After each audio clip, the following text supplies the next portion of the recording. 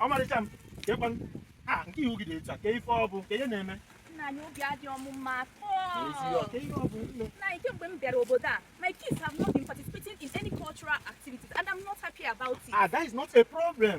You know about FADA PITA IGBO Kids International? What about Chicago. them?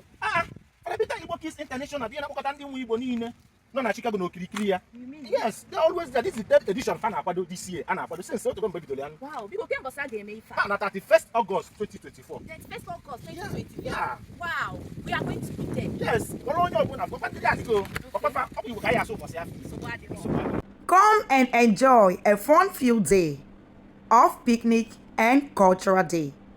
Starting from 12 p.m. Relaxation, dancing, and eating. Delicious Igbo cuisine, yes. Roasted corn, ezigbo ọka ahụrụ ahụ. Ka ọ bụzọ ọmalịcha ji Igbo, moi moi, fried okwa.